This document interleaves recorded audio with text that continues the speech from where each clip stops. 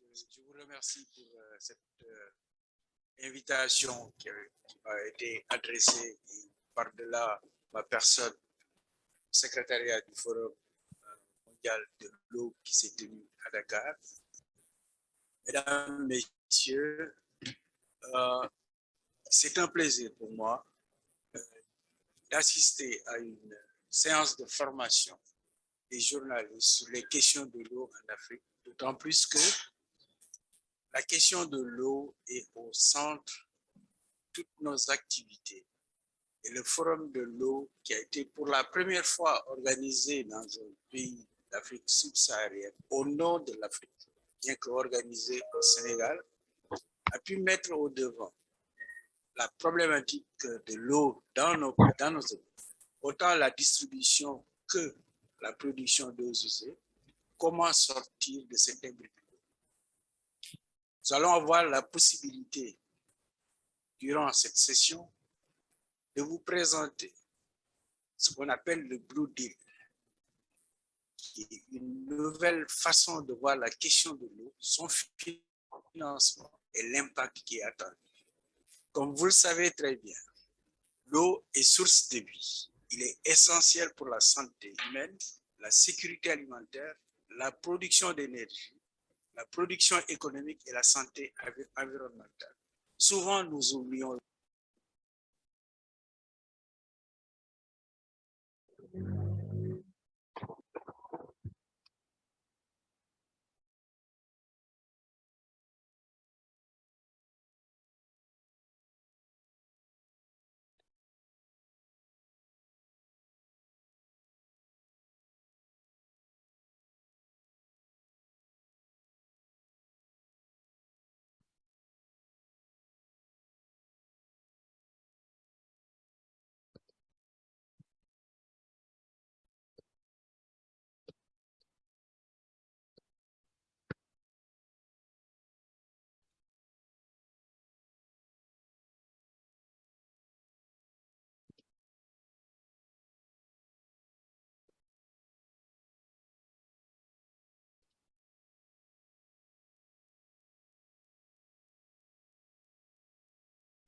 que le facteur qui les lie, c'est l'eau, c'est le ciment.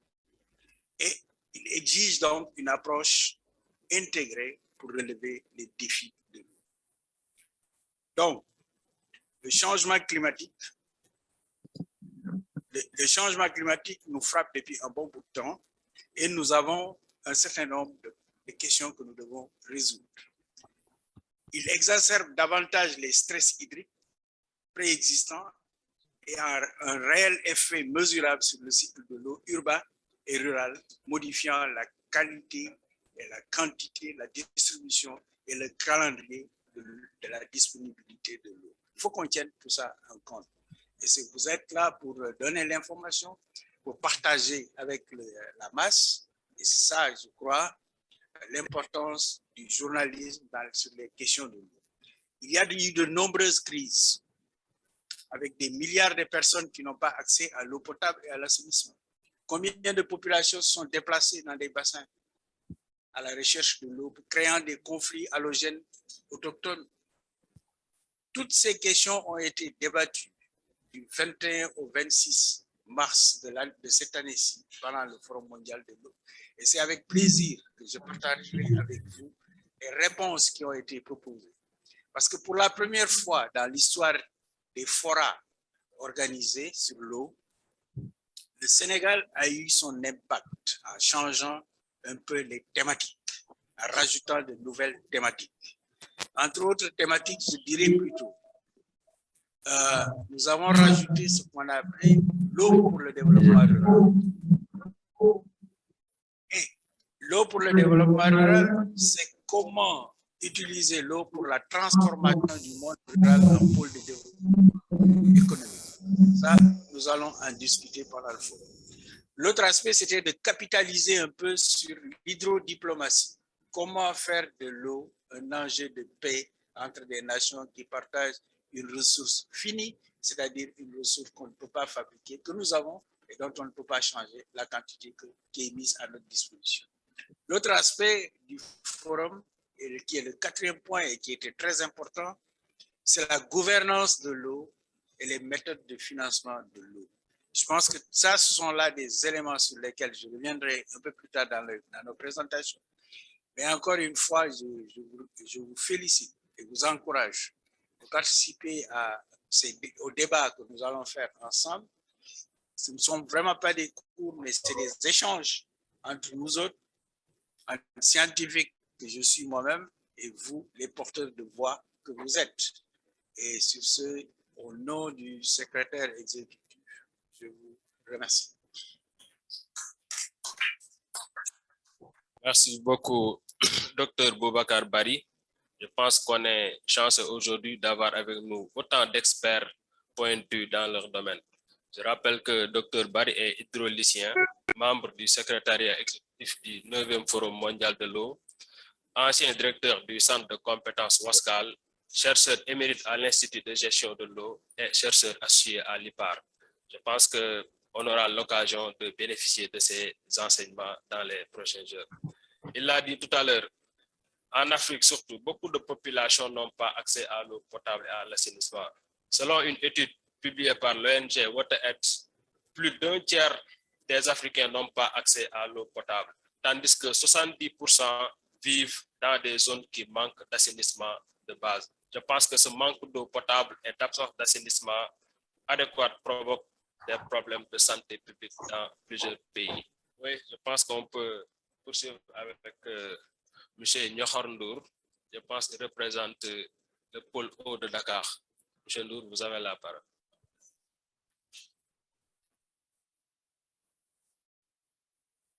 Tout d'abord, permettez-moi de vous adresser mes chaleureuses salutations et remercier pour l'invitation parce que avec votre diplomate Geneva Water, on collabore bien et avec eux, nous avons essayé de mettre en place le pôle eau de Dakar avec d'autres partenaires. Donc, comme je l'ai dit tout à l'heure, je vous adresse mes vives et respectueuses salutations et souhaite mes vœux les plus chaleureux de bonne santé et de succès. J'ai tenu à être ici avec vous ce matin pour vous faire partager toute l'ambition que nous avons sur le développement du pôle eau de Dakar. Tout d'abord, nous devons comprendre que nous sommes à un moment charnière dans la gestion des ressources naturelles en général et dans la gestion des ressources en eau, malgré l'expérience que nous avons en la matière. Je pense que tout à l'heure, le premier orateur l'a révélé. Il est important de gérer bien nos ressources et que des ambitions sont affichées au niveau africain pour cette gestion et des plans d'action également. On a parlé d'Amkaou, on a parlé de la vision africaine de l'eau. Au Sénégal, comme vous le savez, déjà dans les années 1970, les années de sécheresse, une volonté cimentée par les idéaux de solidarité, de partage, d'équité et de culture de la paix pousse les États riverains du fleuve Sénégal à unir leurs efforts pour maîtriser la disponibilité de l'eau et rechercher les moyens d'une exploitation rationnelle et coordonnée des ressources du bassin. C'est ainsi que naît l'organisation de mise en valeur du fleuve Sénégal, qui a pour ambition de gérer cette ressource naturelle vitale dans un pays sahélien. De la même manière est née l'organisation de mise en valeur du fleuve Gambie. Et ces instruments sont des instruments de gestion durable, comme je l'ai dit tantôt, de nos ressources naturelles, et plus particulièrement de la ressource en eau. Au-delà de ça, le Sénégal est le premier pays à porter la thématique de l'eau au Conseil de sécurité des Nations Unies et il fait partie des plusieurs panels de haut niveau sur la même thématique, la thématique eau, paix, sécurité. C'est ainsi que dans une dynamique de consolider les acquis, mais d'anticiper et d'innover, le pôle eau Dakar a été lancé lors de la préparation du 9e Forum mondial de l'eau, 3 ans ou 2 ans avant. Et cette initiative ambitionne d'avoir un ancrage national, régional, mais international. Et pour faire de la ressource un facteur de paix, de sécurité dans la région, mais également au niveau international. Compte particulièrement de bâtir un réseau d'acteurs stratégiques sur les questions d'hydrodiplomatie, de gouvernance de l'eau, et porter la question d'hydrodiplomatie dans le débat régional et international. C'est un espace de réflexion sur les enjeux liés à l'eau, la paix et la sécurité. Donc voilà un peu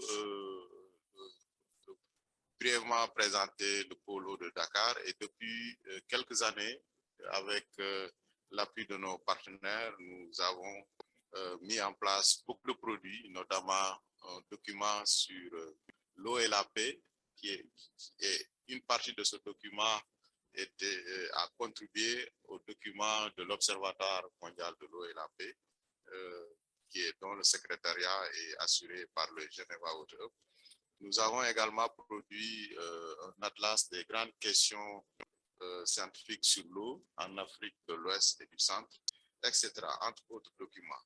Donc, pour vous dire que c'est un espace de réflexion, de think tank sur l'eau, et qui travaille sur les questions de coopération, d'hydrodiplomatie, du nexus eau et sécurité.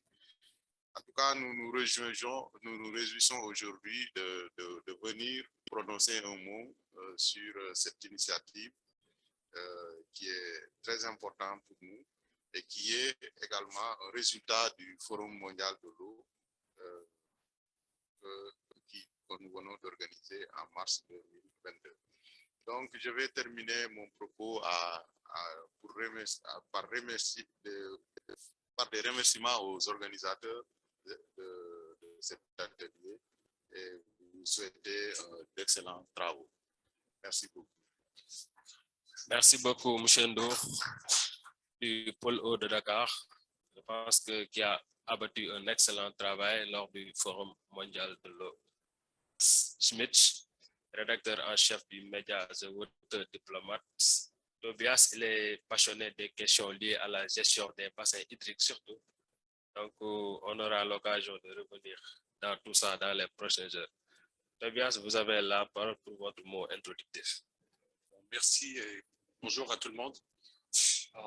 Après ces excellentes interventions jusqu'à ce moment, je ne vais pas ajouter beaucoup de choses sur ce qui a déjà été dit, sauf que je veux souligner peut-être 4 points.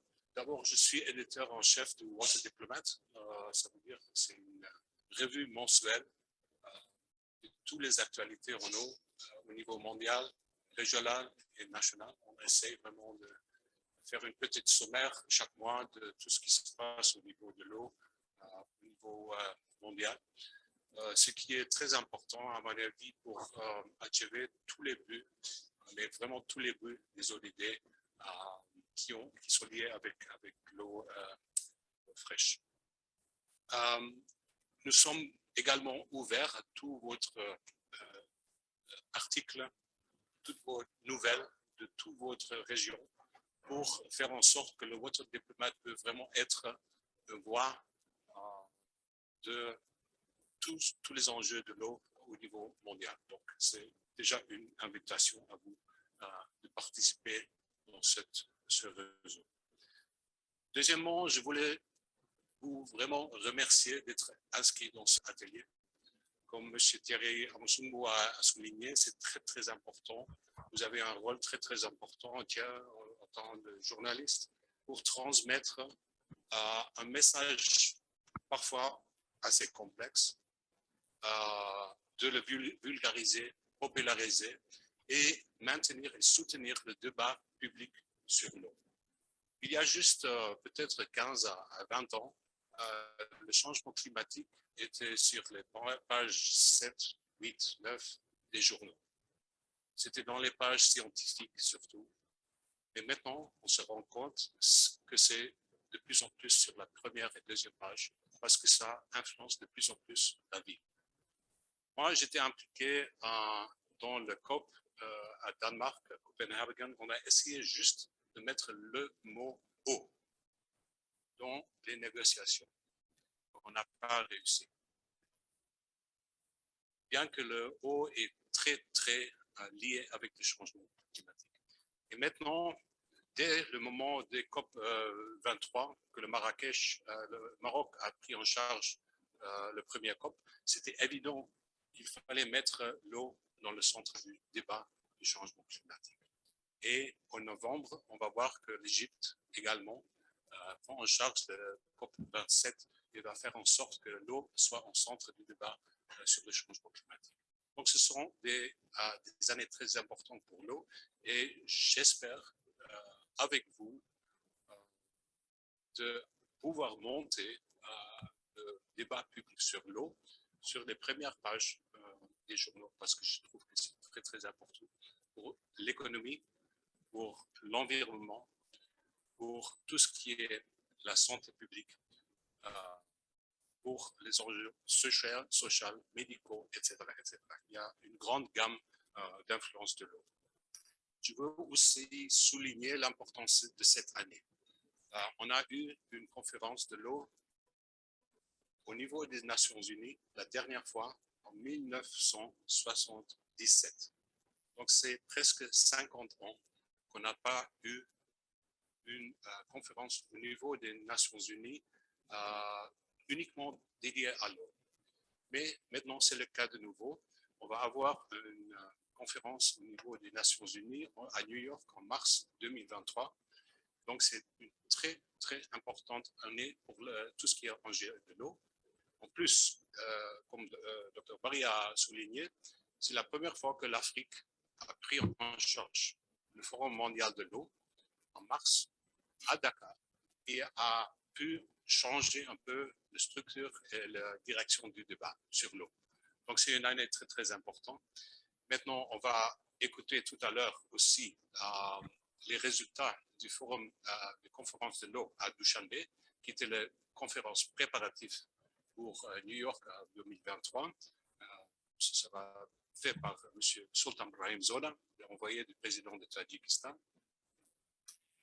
Et c'est ce que j'aimerais faire avec vous les prochains jours, c'est de faire un engagement avec lui et de faire un engagement avec les Pays-Bas qui soutiennent le Tadjikistan et les Pays-Bas en soutenir on va être le pays hôte de la conférence sur l'eau à New York et ils demandent des engagements. Et moi, j'aimerais bien qu'on peut faire un engagement tous ensemble avec Africa 21 pour maintenir le débat public sur l'eau pendant toute l'année, jusqu'à New York, pour faire en sorte que la voix africaine sur l'eau soit entendue et mise vraiment au centre du débat public. Et c'est ça votre responsabilité. Donc, je veux vous remercier. Merci beaucoup, M. Tobias. Je rappelle que Tobias est l'un des architectes de cette rencontre avec Julien Chambol, que vous voyez là-bas. Lui aussi, il a consenti énormément de sacrifices pour que cette rencontre puisse avoir lieu.